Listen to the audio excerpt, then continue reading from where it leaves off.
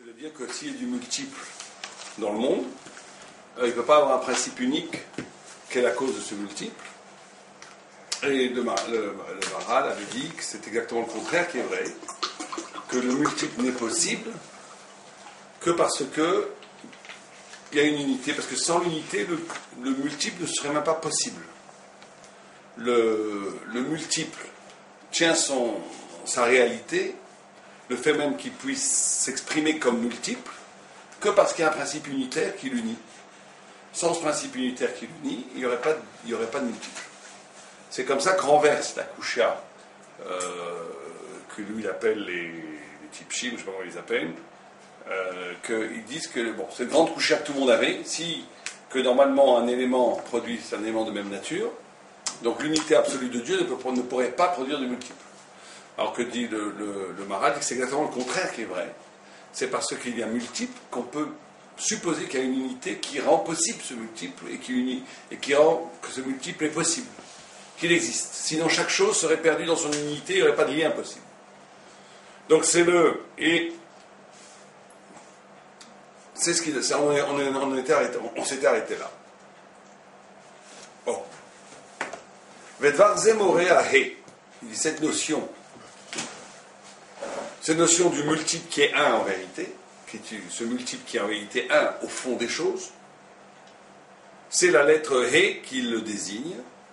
Pourquoi? Des Yeshba Dalet. Parce que la lettre He, elle est composée d'un Dalet. Et on a vu que le Dalet, c'était la lettre qui montrait, désigner le multiple. Moré al Dalet Ruchot, ça montre aux 4 points cardinaux. Ve'ayud, qui constitue la lettre He, Aktana, Shebetor Hadalet, ou Echad, Keneged Haemsaï, c'est le centre. Ve'u Mistaref et Akol. Donc il le dit ici, Befourash, le Maharal, c'est l'unité qui peut l'Etzaref et Akol. Il faut bien penser cette pensée jusqu'au bout. Ça veut dire qu'un multiple ne peut pas exister sans unité. C'est impossible.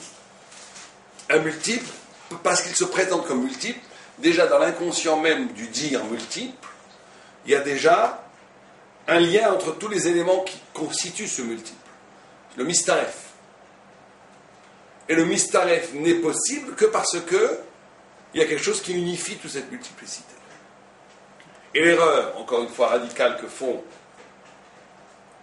fait la pensée autonome, la pensée évidente, on va appeler ça, quand tu penses bêtement, quand tu penses les choses, quand tu prends les choses telles qu'elles sont, sans réfléchir, c'est de croire que s'il y a un multiple, donc il n'y a pas d'unité. Et on te dit de voir au-delà de la simplicité de ce que tu vois, de dire non, si tu peux penser le multiple, c'est que tu as un point d'Emsaï, tu as un point central dans ta pensée qui rend ce multiple pensable, donc unifié. Donc il y a une unité primordiale qui crée ce multiple. C'est clair? Ça, c'est continue l'idée qu'il a dit. Alors, et ça se voit dans la lettre E, qui est la lettre avec laquelle le monde a été créé. Donc il va falloir penser le monde comme un monde qui a deux facettes. Une facette qui s'exprime dans son dalet, c'est dans sa propension à s'éclater. Expansion. Éclatement. Multiplicité. Mais le monde n'a pas été créé qu'avec la lettre dalet, il a été créé avec la lettre He, qui est constituée du Yud, qui est l'unité primordiale, et le dalet. Et le monde a toujours une figure qui est multiple et unique. Et on va voir c'est ce qu'il dit juste après. Et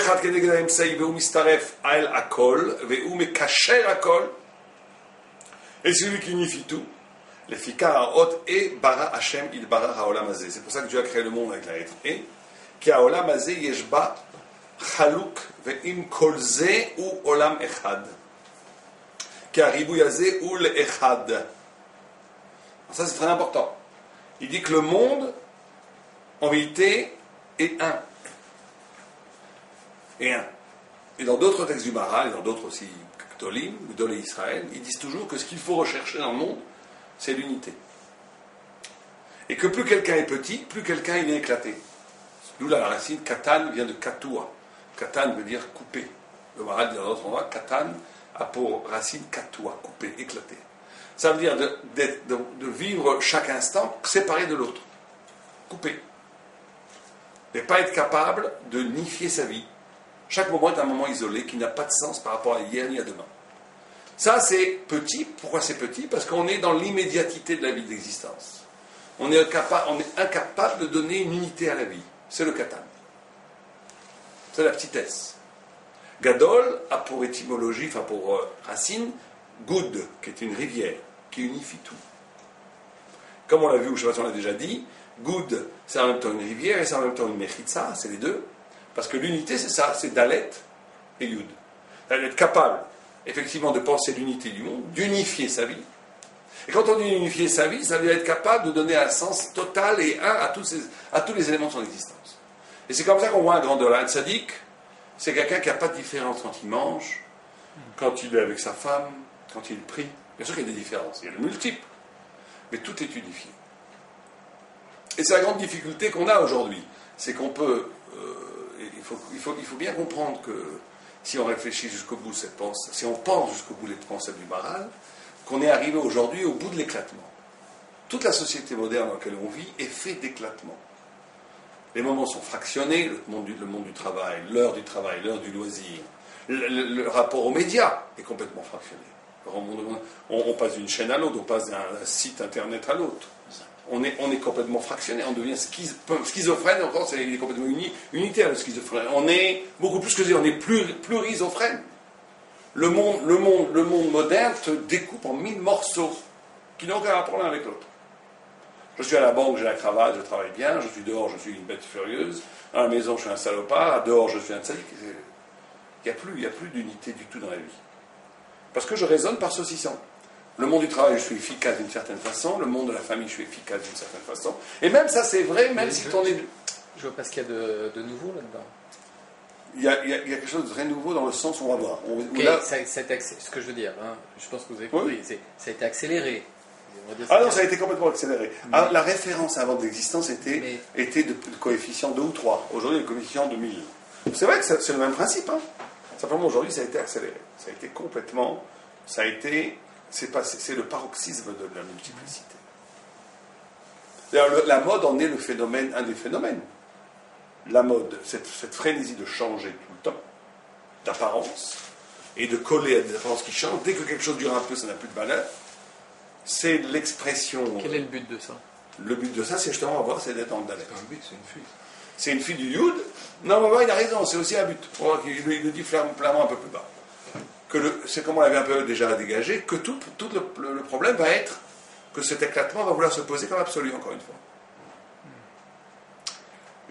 L'être étant constitué du Yud et du Dalet, il va falloir choisir entre les deux. Or, le monde Goya, le monde de la civilisation, la modernité, a choisi clairement son camp. On est dans le monde du Dalet, dans le monde de l'éclatement.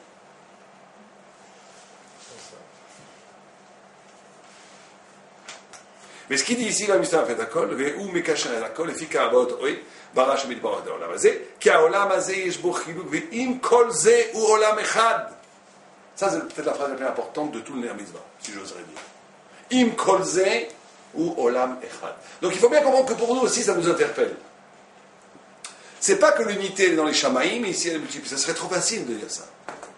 Il y a un Dieu unique en haut, il y a une Neshama qui est cachée dans la Tfila, mais le monde ici, il est éclaté de toute façon. Non, c'est pas vrai. Il te dit Im kolze olam echad. Donc le tzaddik, le juif authentique, va être obligé d'unifier tous les éléments de la vie. On va lui demander même d'unifier le désordre que la société occidentale dans laquelle on vit nous présente. On va être obligé, nous, d'unifier. Et justement, le secret de l'unification, c'est la gadlout, c'est gadol. C'est la capacité de montrer que tout est un.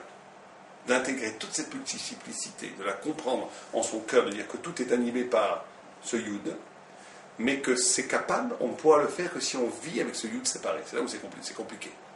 En d'autres termes, d'unifier la vie, quand tu unifies les choses, il faut que le dalet et le yud soient séparés. Le principe unificateur, c'est le yud. Le principe multiplicateur, c'est le dalet. Alors ce qui est intéressant, c'est que le yud est séparé du dalet. Il y a des yud qui font partie du vav qui sont collés, il y a des yud qui sont partie du aleph qui sont collés. Mais le he, le yud est séparé du dalet. Il est séparé et pourtant il unifie. Séparé et unifié. Là, on arrive à la vraie gadlout. C'est dans le conte du Homer, par exemple. Quand on compte, on fait toujours référence au echad.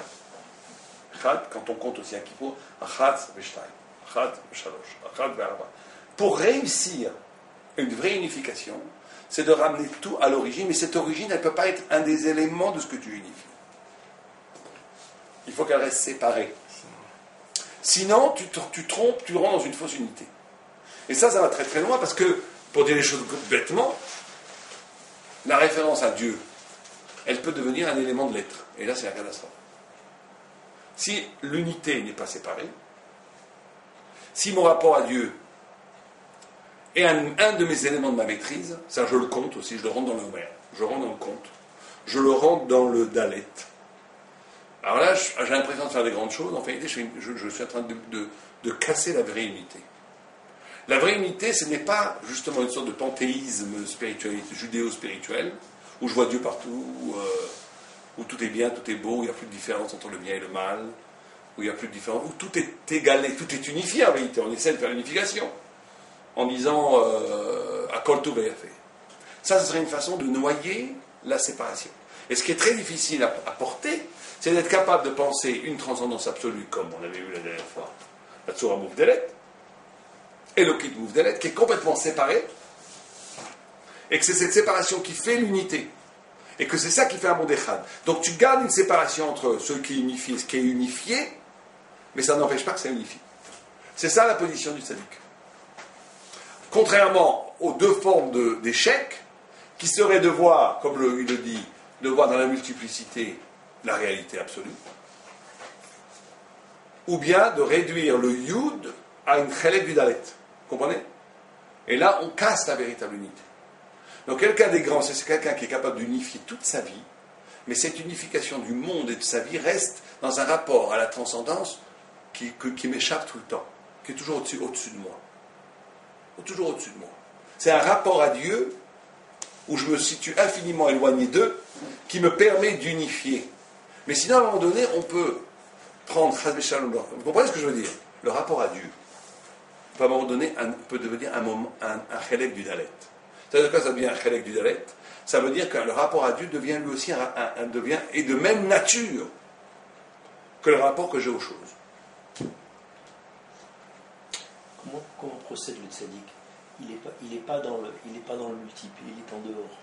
Donc il peut pas agir. Il ne livre pas du tout. S'il agit, il est dedans. Non, justement. Donc s'il est dehors, comment il agit? Est-ce que c'est parce qu'on le voit? Est-ce que c'est parce qu'il donne l'exemple? Est-ce que c'est... Non, son acte, il est justement dans cette posture existentielle-là. Quand il est capable, on va dire les choses le plus concrètement pour que ça soit compris. Pendant que les gens, vous connaissez ce genre de chansons qui a sûrement du bon. Quand on chante Avinu Sheba Shamayim, Anardo Ravimotra, des choses comme ça. Beaucoup de livres ont été contre ce genre de chansons. Pourquoi? C'est très beau. C'est très beau. Notre Père, on t'aime. Il n'y a pas plus beau que ça. Parce qu'il y a une sorte de rapport de familiarité. On remplace le papa, qui n'a pas toujours été formidable, par le bon Dieu. Là, c'est ça, rendre le Yud dans le Dalet. C'est d'avoir un rapport avec Dieu qui n'assume pas l'infinie transcendance. Alors, comment il fait? Alors justement, il faut avoir ce rapport-là que tout le monde a, à un certain niveau, où Dieu, on avait parlé la dernière fois, on avait parlé de la Tzura Mouvdelet, où j'ai un rapport absolument transcendant avec Dieu, sans le réduire à une identité. Et absolument intime, les deux à la fois, comme on avait parlé de la mission de Nefesh, etc. Et ça, c'est le cœur, c'est le cœur, l'essence même du rapport judaïque à la transcendance. Ou en même temps, et c'est le seul, il n'y a pas d'autre système comme ça, parce que c'est la révélation. Ça veut dire qu'en même temps, il n'y a pas plus intime relation avec Dieu, mais il ne faut pas que cette intimité soit traduite par une identité. L'identité, c'est le monde du Dalet. L'islam. L'islam, c'est complètement ça. C'est complètement ça. C'est le Dieu... Ou bien, il n'y a pas de rapport. Chez les goïms, il n'y a aucun rapport du tout. Ouais. Donc on a un Dieu qu'on ne connaît pas, il n'y a pas d'intimité. Ouais. C'est un Dieu politique. Ou il y a un Dieu comme Voltaire, un Dieu qui est le grand horloger de l'univers, mais qui n'a aucun rapport avec ma vie privée. Donc au moins ça reste présent. Un peu, je ne veux pas dire des mots, je ne veux pas être méchant, un peu comme ce qu'a pensé Lebovitch, qui s'est complètement planté là-dessus. Et tous les livres de Lebovitch, c'est ça. Hein. Pour nous, c'est la piquance sous le cabourg. Tous les livres de Lebovitch, c'est quoi? Alors oui, je comprends pourquoi. Et je préfère Lebovitch qu'un panthéisme, c'est sûr. Oui, j'ai dit toutes ces histoires. Mais il a tellement pensé loin, en se trompant fondamentalement de la transcendance de Dieu, qu'il a dit, ça ne sert à rien de prier. Parce que ce qui est une couchette qui est posée par Rav Simon aussi. Donc il dit ceux qui prient que croient que Dieu va lui répondre, c'est un idiot. Parce que nous, on sait que c'est faux. Il avait un côté provocateur aussi. Mais au-delà de ça, il avait une vraie pensée de la transcendance. Mais il n'a pas pu penser le rapport. Parce que justement, il a pensé l'infini de Dieu, et en pensant l'infini de Dieu, il n'y a plus de rapport. Il s'est détaché. Donc pourquoi je fais? C'est le yéké absolu. Je fais le sujet à la fin, je ne comprends même pas. Je prie 3 prières par jour pendant 90 ans, pourquoi? Parce que c'est une loi. C'est le yéké absolu. Bon, il y en a qui disent que ce n'est pas la picorsoute. On peut dire, moi je pense que c'est Freud la picorsoute. Parce qu'on sait qu'il y a un rapport intime avec Dieu. Rav Sipra dit ça, il dit plus que ça. Il dit que toute la pitié et l'amour que tu as pour toi-même, elle n'est qu'un épanchement que l'amour a pour toi. Donc c'est la gestion de ce paradoxe en fait. C'est la gestion infiniment de ce paradoxe. Loin, infiniment près. Infiniment près, infiniment loin, qui en réalité, quand on y pense, prend la même racine de rapport. C'est ça le nerf, c'est ça le cœur névralgique du rapport d'un juif à Dieu. Que n'a aucun goy. Qui est impossible chez un goy. On va voir pourquoi. Mais en tous les cas, c'est l'essence même. Et ça, c'est le rapport du Yud et du Dalet. C'est vraiment la Tsura d'un He, où le Yud est absolument constitutif du He, parce que sans Yud, il n'y a pas de He, mais en même temps, il n'est pas collé. Ben, c'est pareil. Dieu est complètement constitutif à moi. Sans Dieu, je suis pas. Il faut se considérer que sans Dieu, je n'existerai pas. La croyance de Dieu pour les Juifs, c'est de se considérer, comme la même façon que je sais que j'existe, il faut que tu saches que Dieu existe.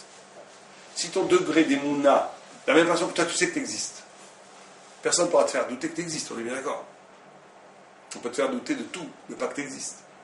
Jamais de la vie.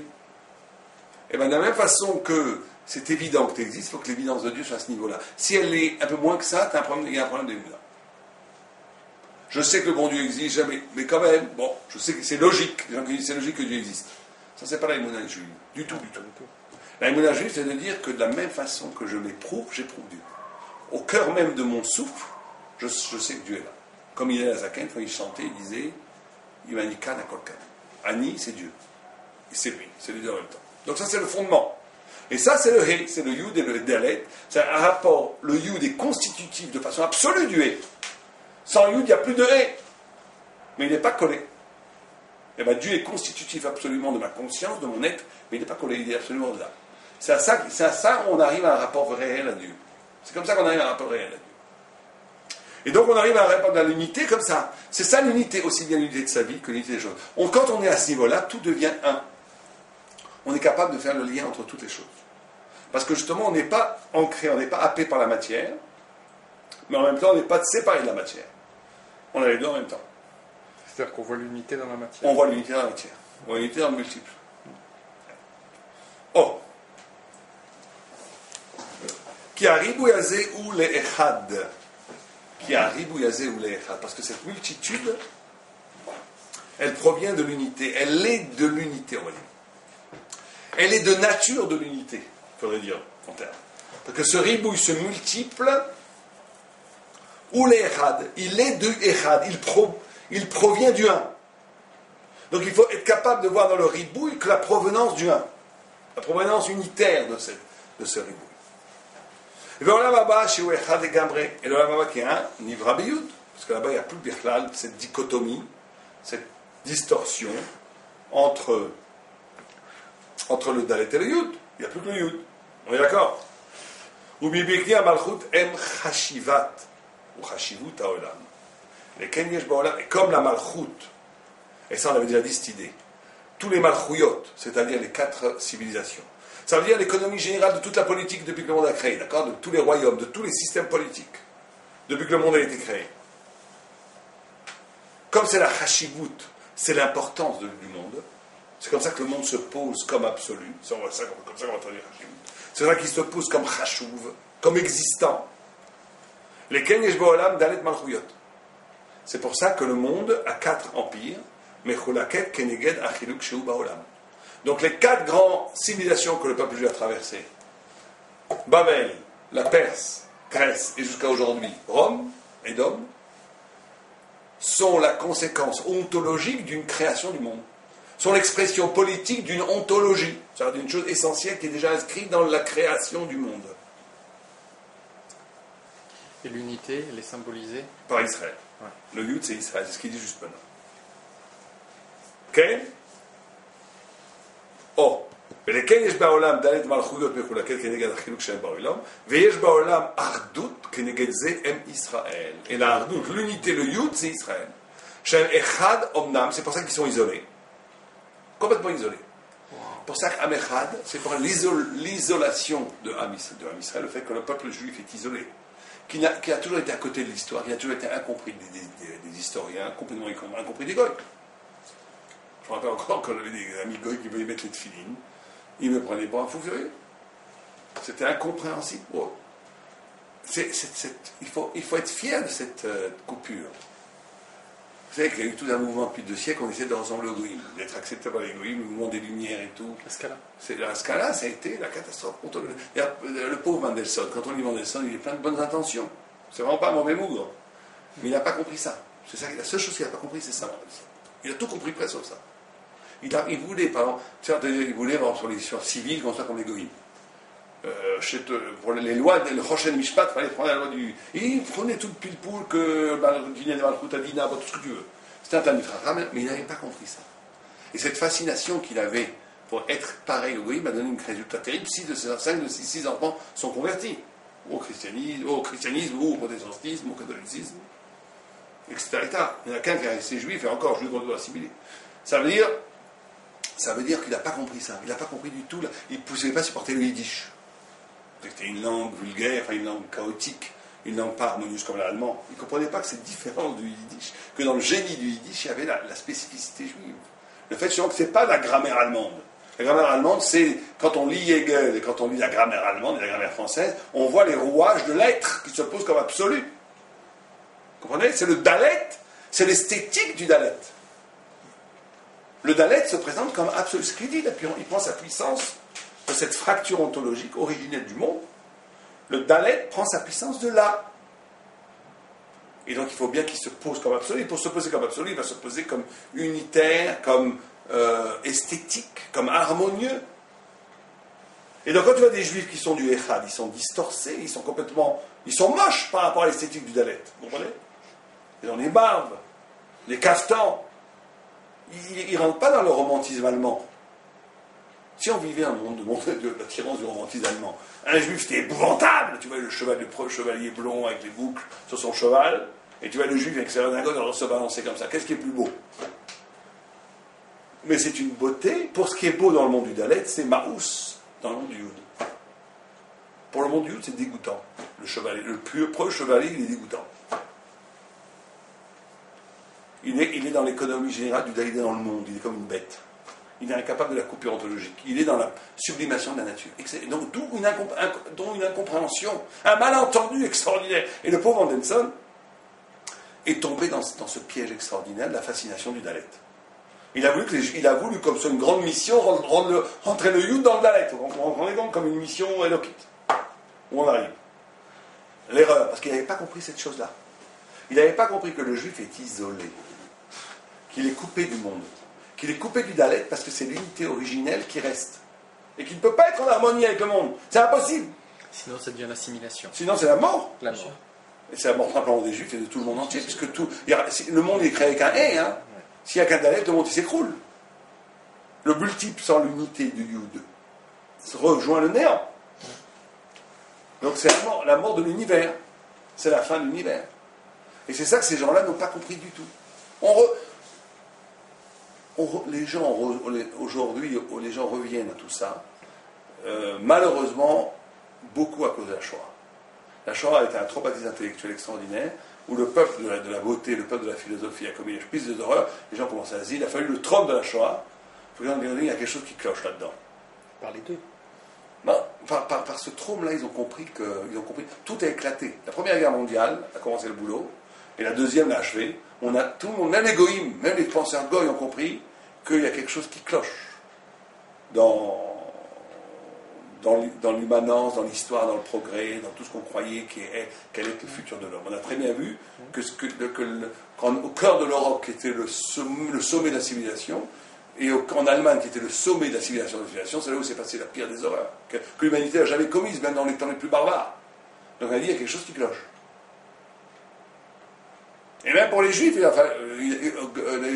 beaucoup de Juifs, il a fallu un Shoah pour qu'ils comprennent ça. Bien, en tous les cas, ici on continue. Il dit,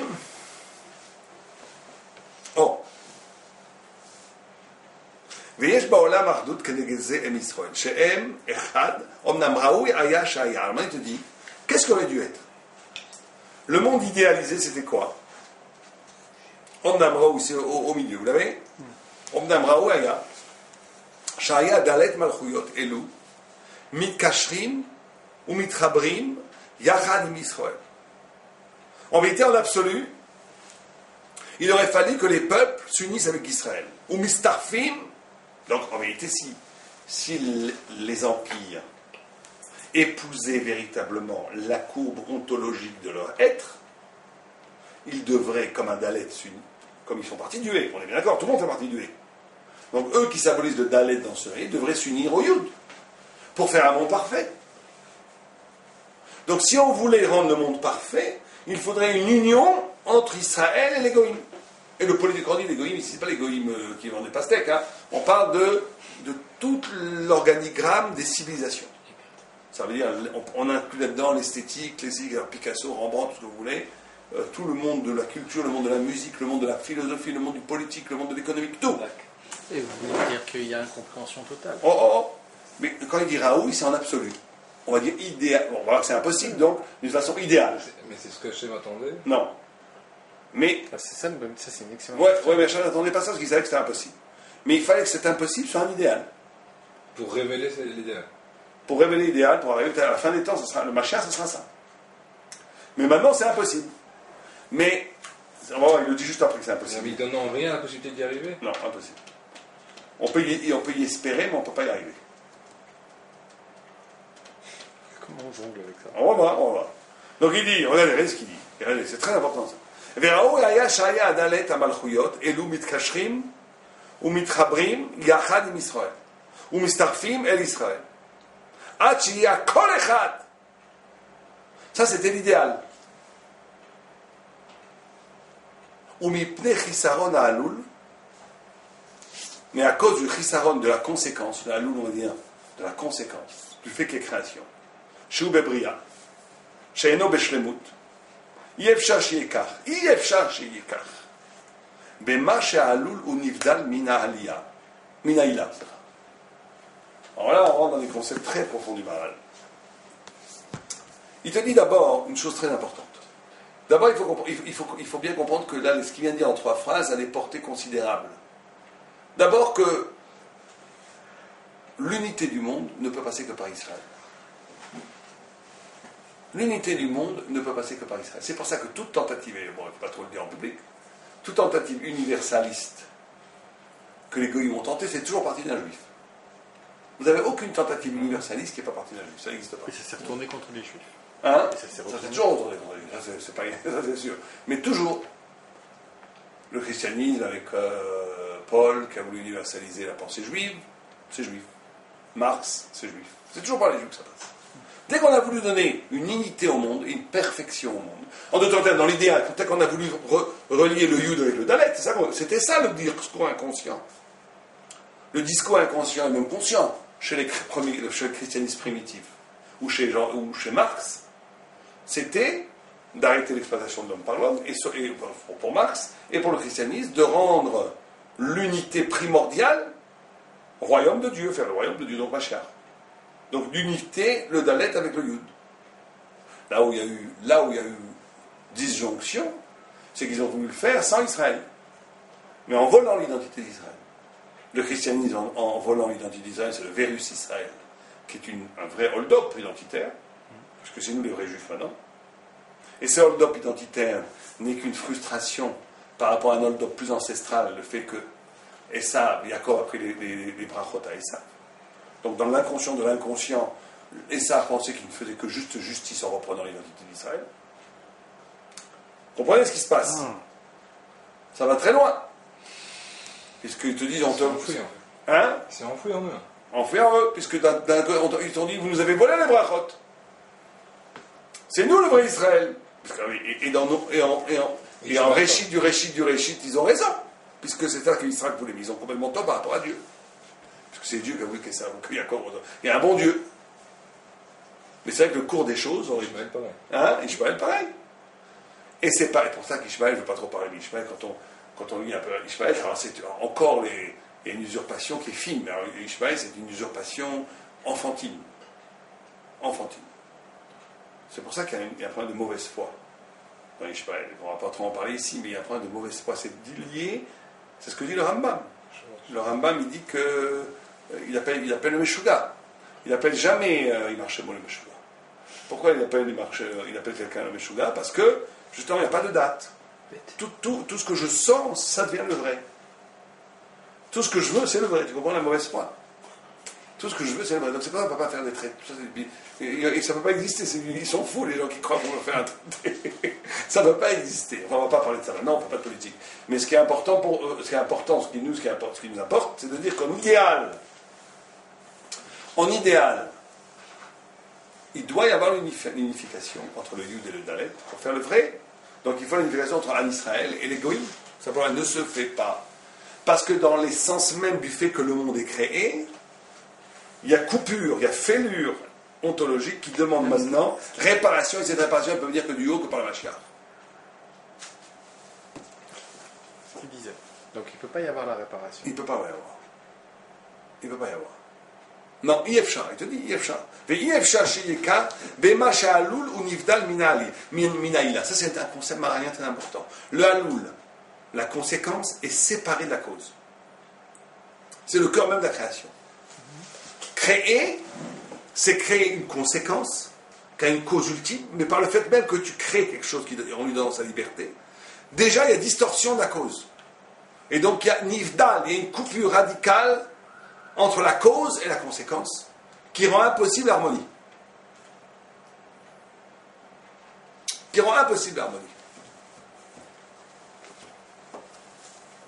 Ça, c'est une phrase qu'il faut apprendre par cœur. Yefcha, sheyeka, bema sha'alul, univdal minaïla. La conséquence, le haloul. C'est même pas conséquence, haloul. Haloul, dans le langage maralien, c'est, comment? Cause première. Non, c'est la ila, la cause première. Haloul, c'est haloul likrot. C'est un concept très difficile à traduire en français. C'est pourquoi c'est le fait d'être créé. C'est la conséquence première, pas la cause première. Voyez. Il faudrait le traduire par conséquence première. Il y a distorsion entre cause et conséquence dans le monde. C'est ça tout le problème du monde. Tout le problème du monde, c'est qu'il y a une coupure entre... Et ça va être à l'origine de toutes les quêtes, de toute la recherche humaine, ça. Toute la recherche humaine, toute la quête que l'humain poursuit depuis 6000 ans. Depuis 5700 ans, c'est ça. La recherche de toutes les grandes énigmes du monde, c'est cette distorsion entre le haloul et la ila. Tout. Toute la recherche philosophique, toute la recherche ésotérique, toute la recherche du Graal, tout ce que tu veux, tout est là dans cette distorsion originelle. Parce que dès que Dieu projette la lumière de la création dans le monde, il y a une rupture qui se crée. Puisque Dieu, en tant qu'absolu, dès qu'il crée, il y a tzimtzum, il y a dégradation de la cause. Il y a coupure radicale entre la cause, entre le ila et le haloul. Et les goïms, quand je dis les goïms, encore une fois, je ne parle pas des gens, je parle on va plus dire les goïms, on va plutôt dire, et les malchouyot. Les malchouyot, ça veut dire les civilisations, le politique, le civilisationnel, l'histoire avec un grand H, se nourrit du haloul. Et Am Israël a sa racine dans la ila. Donc distorsion. Donc notre rôle à nous est quoi? Est de rapprocher au maximum le haloul de Non, la ila. non, ça c'est Dieu qui va le faire, c'est pas le Mashiach. Nous, ce qu'on peut faire, c'est... C'est le rôle du juif d'être d'être un exemple auprès des goïms jusqu'à ce qu'eux-mêmes voient la vérité. Non, le rôle du juif, c'est pas vraiment d'être un exemple, ça peut être aussi être un exemple, mais principalement c'est de tenir dans ce monde-ci et d'être le reflet de Dieu. C'est d'être le Yud. C'est pour ça qu'on est comparé à la Lune tout le temps, on est le reflet de Dieu. C'est-à-dire qu'elle vivre aussi bien d'un point de vue individuel que d'un point de vue collectif, dans un espace qui est commandé par la Ila, par le Yud, par la lumière divine, et pas par l'être, pas par les catégories de l'être. C'est ça être juif. Être juif, c'est de vivre dans une posture existentielle, dans une modalité existentielle, dont en dernier ressort, les motivations profondes sont d'habiter la lumière de Dieu, et pas d'habiter le monde. C'est pour ça qu'il faut faire très attention quand on est dans le monde de la Torah, de ne pas traduire le monde de la Torah en enjeux politiques de pouvoir, de Steyler, d'avoir un poste, d'avoir une carrière. Ce qui est humain, trop humain, mais c'est une catastrophe. Parce que dès qu'on traduit cette vie de Torah en termes de carrière, en termes de pouvoir, en termes d'ego, c'est pas juste un problème moussard, c'est pas un problème qu'il n'y ait pas de midot comme le Chofetz Chaim. C'est pas ça. Ça veut dire que c'est un problème, c'est pas le plus gros problème. Le plus gros problème, c'est qu'on détruit la Torah en essence. Parce que la Torah en essence, elle doit être conjuguée à partir du... Elle doit habiter un lieu qui n'est pas le lieu du monde, qui est le lieu de l'origine. Ou le lieu du Meshiach, qui est le même lieu en vérité. L'origine et le Mashiach, sauf Maaseh B'Marchabatrila, c'est pareil. Sauf Maaseh B'Marchabatrila. La fin de l'acte, le Mashiach, était la lumière de l'origine. Le juif doit habiter cet espace-là. S'il habite l'espace mondain déguisé de Torah, on est la catastrophe. Et malheureusement, c'est ce qui se passe trop souvent. Quand on voit les marloquettes dans le monde souvent dans le monde de la Torah, qui ne sont pas les Shem Shamaim des fois, c'est une catastrophe. Si c'est marloquettes de Shem Shamaim, magnifique, c'est la tchouka de la vérité, très bien. Mais si c'est marloquette, c'est Mechalek Mavet, dit le Maral. C'est la capacité de détruire la mort. Une vraie marloquette, c'est la vie tellement qu'elle détruit la mort. C'est magnifique. Mais une marloquette qui camoufle les intérêts, et on utilise la Torah pour des questions d'intérêt, de pouvoir ou d'ego, mon Dieu. Mon Dieu. Il vaut mieux devenir trilonie. Il vaut mieux. Le problème, c'est que c'est un danger qui est tout le temps constant. Plus tu avances dans la Torah, plus à un moment donné, le Satan est très fort, il va te faire que plus tu réussis dans la Torah, te disant, plus on va essayer de traduire cette réussite sur les modalités de la réussite goï. Et là, il faut s'en méfier comme la peste. Parce que ça veut dire c'est détruire la Torah. C'est aussi simple que ça. Détruire la Torah qui est en moi et détruire la Torah qui est dans le monde. Donc c'est la catastrophe. C'est pour ça qu'il y avait plein de rabbinim, ils ne voulaient absolument pas être connus. Il y avait un rabbin très connu qui, à Purim, il avait un peu trop bu, un coupeur de bois, vous connaissez cette histoire.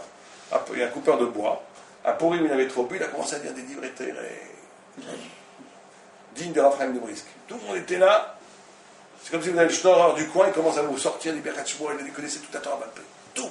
En Iyun, en Mkiyu, tout. Et le rat de la ville, il dit, mais t'es plus fort que moi, t'es plus grand que moi. Prends ma place. L'autre, il s'est sauvé. Il voulait même plus revenir au village. Et on lui a demandé pourquoi. Il a dit, parce que dès que tu exprimes ta Torah, tu es captivé par le monde, par la socialité, par la mondanité du monde. Et donc là, ça devient très dangereux, parce que ça devient, l'un il fait de la Torah, l'autre il fait de la musique, l'autre il fait du théâtre. Chacun son truc, Dieu préserve. Alors vous allez me dire, mais alors il a médaillé en bon de bonhomme. Alors il faut les deux sortes de rabbanim. Il faut des tzadikim qui sont là parce que, comme le Organouz, ils gardent ce yud, préservé de tout affect du mondanité.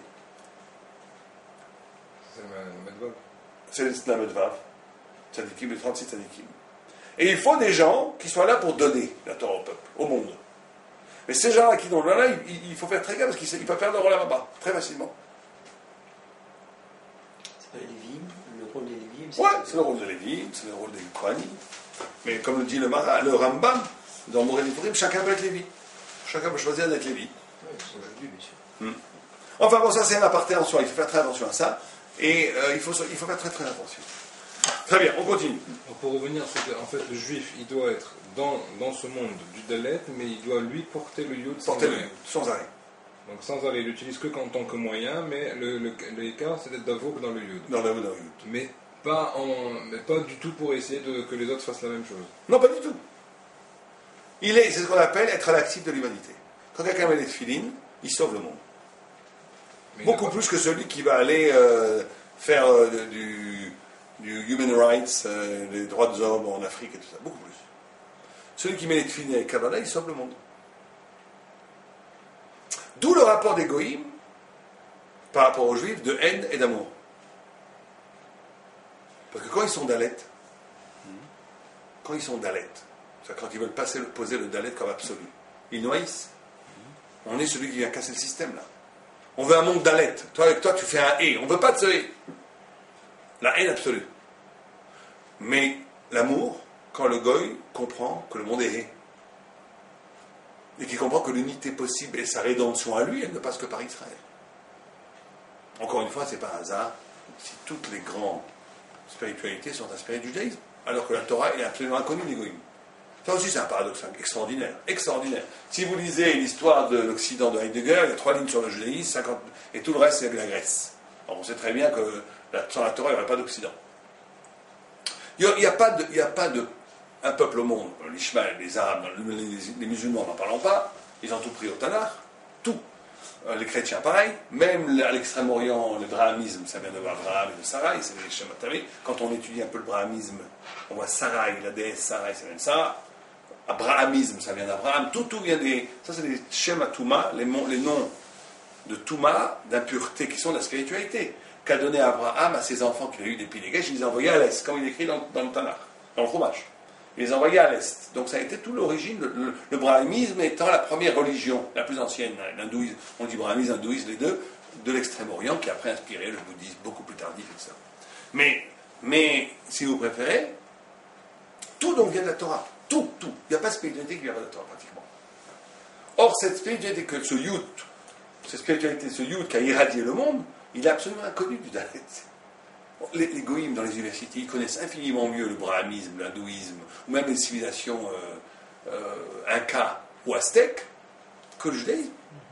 Lisez les livres des goïms sur le judaïsme, ils n'ont rien compris, mais rien, même pas, je ne veux même pas dire qu'ils n'ont pas compris la profondeur. Ils n'ont pas compris rien. Comment c'est possible une chose pareille? Que d'un côté, il n'y a pas une pensée qui a le plus inspiré le monde que la Torah, il n'y en a pas. Au point où si tu enlèves la Torah du monde, il n'y a plus de monde, ça rendrait un monde absolument différent. On n'aurait pas les États-Unis, on n'aurait pas la mer, on n'aurait pas l'Europe, on n'aurait rien. On n'aurait pas l'islam, on n'aurait pas le christianisme, on n'aurait pas le marxisme, on n'aurait rien. Toute l'humanité elle aurait un visage absolument différent, si c'est possible. On sait que nous qu'il n'y a pas d'humanité possible sans Torah. Mais imaginons même d'un point de vue matérialiste. Je ne parle pas du tout d'un point de vue religieux, là. Soyons pour une seconde quelqu'un qui est un historien matérialiste, qui croit en rien. Enlève le judaïsme de l'histoire de l'humanité, il ne reste plus rien, pratiquement. Plus rien.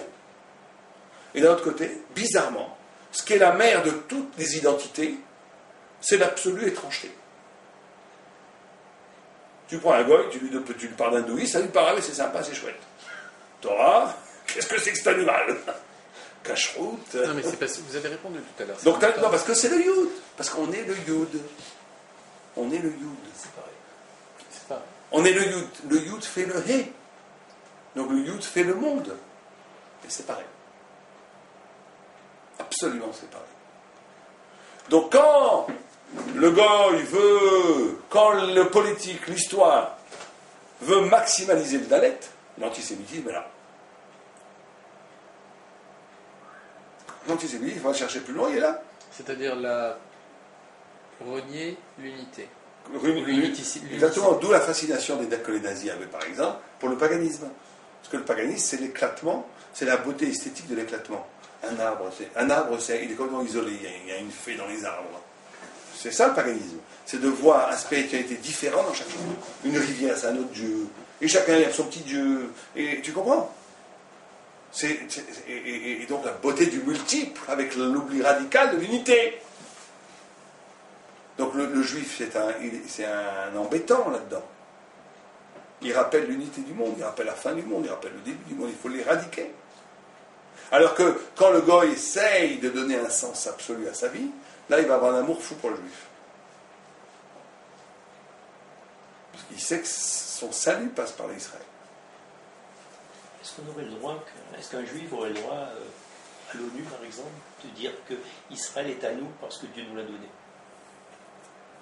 C'est-à-dire il a bien dit comment il s'appelle. C'est-à-dire je prends cet exemple parce que ça illustre exactement ce que vous avez dit et que c'est impossible. Donc en fait, si je suis votre raisonnement, c'est un message qui serait irrecevable. Irrecevable. Mais par contre, c'est un seul message qui est acceptable. Et pourtant, c'est ça le paradoxe. Parce que, et c'est le seul message qui est acceptable. Si on était logique, bon, et il était recevable. Là où le sionisme est en train de se casser la figure complètement ici en Israël, le sionisme laïque, à cause de ça. Aujourd'hui, ils sont pris dans leur contradiction. On ne peut pas revendiquer une terre pour le peuple juif de façon nationaliste sans la référence au Tanakh et sans référence à Dieu. Bon, ils veulent faire, regardez, écoutez, ils veulent faire un État juif démocratique. Vous savez que cette phrase ne veut rien dire d'un point de vue. On ne peut pas faire juif démocratique. Démocratique, c'est démos. C'est le peuple. Le peuple qui est là, il vote. Il n'y a pas de juif démocratique. C'est comme si tu veux faire un État français qu'avec des Français démocratiques. Tu ferais ça en France, on te traiterait d'antisémite. On te dirait quoi, ça veut dire non, vous n'êtes pas français, vous êtes juif d'origine. Aussi, vous êtes français, ça veut dire qu'on ne va pas d'après l'essence du peuple. Donc, vous comprenez ce qui est extraordinaire, mais ça, moi, ça j'adore. C'est que ça, ici, tu vois l'univers multiple. Tu vois tellement. C'est pour ça que les juifs en Israël, c'est quand même mieux qu'on toute la reste. Parce que c'est extraordinaire, cette façon d'être attaché à l'origine, ici, dans l'inconscient. Ça veut dire que c'est impossible ici de vivre sans dire Rosh Hashanah Tova, Rosh Hashanah, Shabbat Shalom, même pendant Shabbat, à la radio, Shabbat Shalom. C'est-à-dire qu'il y a une attache ici à tout à la Torah. Mais eux, ils sont d'une. Je ne sais même pas comment ils peuvent vivre dans une telle contradiction. C'est impossible. Ça ne les gêne pas. Incompréhensible. Moi, je ne comprends pas. Mais non, c'était en Bretagne, ça ne gêne pas, mais ici. Mais ça ne les gêne pas parce qu'ils sont grandis comme ça. Donc ils la gèrent. C'est et blanc, et noir, et en même temps. C'est ça. Ils gèrent la contradiction. Alors que nous, on est incapable de la gérer. C'est ça. Bon, c'est pas notre sujet non plus, mais c'est. Pourquoi on disait ça? On disait ça parce que la seule façon de s'en sortir, parce que le premier Rashi, c'est de dire, écoutez messieurs, vous avez raison. D'un point de vue de l'histoire, d'un point de vue historique et d'un point de vue du politique, on n'a peut-être rien à faire ici. Mais il y a un problème dans votre truc, c'est qu'il y a un bon Dieu, donc un maître de l'univers et du monde qui fait l'histoire. Et celui qui fait l'histoire et qui est le maître des lieux nous veut ici. C'est tout. Alors moi c'est logique. C'est logique, t'es pas d'accord, d'accord. Alors faisons la guerre pour une bonne raison. Mais nous on est logique avec nous-mêmes. Ça c'est très important aussi. On présente notre. Parce que le monde est tordu, on est obligé d'avoir un discours tordu pour justifier que tout est tordu. Et que nous aussi on est dans cette tordition, on va se faire avoir à la fin. Si toi tu es droit, tu dis voilà, moi je suis droit. Dieu m'a donné cette terre, il n'y a pas de problème. Moi vous n'êtes pas d'accord, je comprends. Mais moi je suis droit. Le mec à la fin il va être respecté. Tu dirais quand tu dis ça aux Arabes, ils réfléchiraient à deux fois. Tu dirais aux Arabes, écoutez, tout ce que vous voulez, mais nous on est ici, c'est Dieu qui a fait, c'est Allah qui a voulu qu'il en soit ici. Regardez les textes. Ça change tout. Tu sais quoi? Ils commencent à réfléchir. Tu leur parles de démocratie. Ils vont te couper la tête si tu leur parles de démocratie. Tu t'emmènes ici l'Occident, il te dit tu pollues la terre avec le cochon et la démocratie. Tu comprends? Si on était nous-mêmes un tout petit peu ici, si on avait le courage d'être un peu nous-mêmes, on serait respectés par les Arabes. Et d'ailleurs, derrière Ragab, on devrait nous aussi respecter les Arabes. Un des grands problèmes qu'il y a eu ici, c'est qu'on n'a pas été capable de respecter. Quand on était très fort à l'époque, il y a 20-30 ans, et que c'est un boomerang qu'on est en train de recevoir maintenant sur la tête. Parce que la Torah n'a jamais dit de mépriser qui que ce soit. Chacun a sa place, mais on ne doit pas mépriser les gens. Ils n'ont rien compris ici. Ils n'ont pas compris, c'est pas notre sujet, mais juste pour finir avec ça. Le rapport avec les Arabes, ça va être le respect et la dignité intérieure. Le respect sur tes positions, être très fort et respecter l'Arabe. Lui, tu fais ça, il t'aime. Ici, ils font exactement le contraire. Ils méprisent et ils sont faibles dans leur position. Tu les rends fous. Tu veux les rendre fous, fais ça. C'est les deux choses, il faut faire exactement les deux choses et contraires. Enfin bon, c'est pas notre sujet. Enfin si, c'est notre sujet. C'est là dans le Yud. C'est là dans le Yud. D'être dans le Yud à la Sof. Bon, mais ce qui est très important pour nous dans cette histoire, c'est que cette notion de distorsion entre le sens de l'être et son apparition, entre la Ila qui est le sens de l'être ultime, et la façon dont se déploie l'histoire, qui trahit la cause de l'être, et c'est ça l'essence même de l'être. L'être, il est constitué, l'être du Ré, il est constitué par un éloignement du Dalet du Yud. D'accord? Donc il y a une coupure. Donc ça, c'est ça qui va être à la base de toutes les recherches.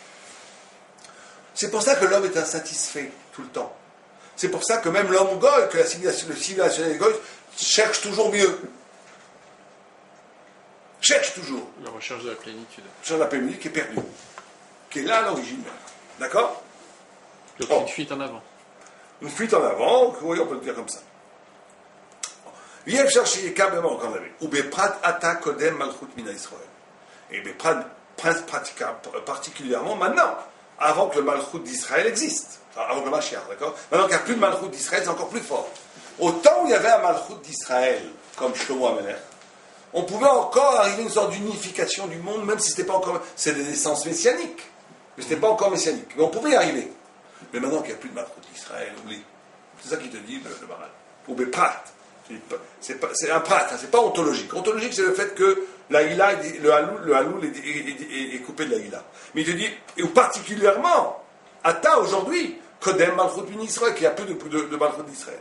Ou Beze Yotzi Mina Ardut Hashem, Idbara, Ad Shichlu Adalet HaMalchuyos, Melech HaMashiach.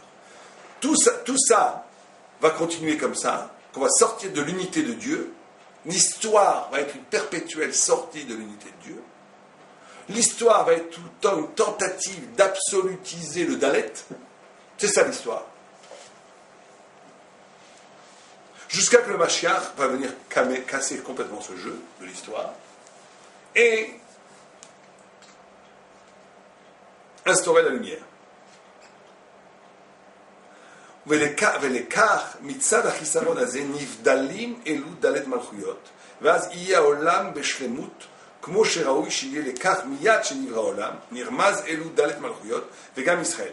Donc c'est pour ça que comme cette histoire était prévisible et prévue depuis l'origine, elle était inscrite dans la structure même de l'être, c'est pour ça qu'on te fait une allusion aux 4 malchuyot depuis le début. Tohu, Bohu, Chosher et Tehom.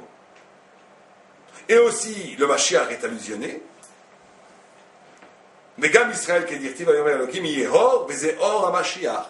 Donc depuis le début, tout est là déjà. Tout est là depuis Tohu, Babel, Bohu, Pes, Chosher, Grèce, Tehom, Edom, jusqu'à on est encore au bout du Tehom, Or, Mashiach.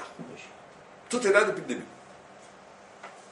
Qui cause mitrayev minatrilat abriya, parce que tout ça a été nécessaire depuis le début de la Bria. Asher bara Hashem Yitbarach et Olamo, et les cas Amar Daniel, c'est pour ça que Daniel il dit, d'accord, Chazé Haved Bechaveh, il dit, c'est pour ça que j'ai vu, Bechazouy im Laila, Ve'aru Arba Ruche Shmaya, et il s'est passé que dans les 4 extrémités du ciel, Magicha le Yamaraba, c'est distordu, enfin c'est un peu dans la mer, dans la grande mer, Ve'arba Chiyun Rivravan, et 4 bêtes immenses, Salkal Minyama, sont sortis de la mer, Shtaim da Minda, 2 de là et 2 là. Ve'amar Daled Ruchot Magichim le Yama, כמו שאמרו, שהילו דלת אם כמו דלת רוחות, מחולקים כמו שהתברר, ואילו דלת רוחים, עלים את דלת חיות אלו מן הים, כי כל האומות נחשבים אצל ישראל כמו הים, שאינם מן היישוב, וישראל נמשל ליבשה. Ok, alors là, il y a une autre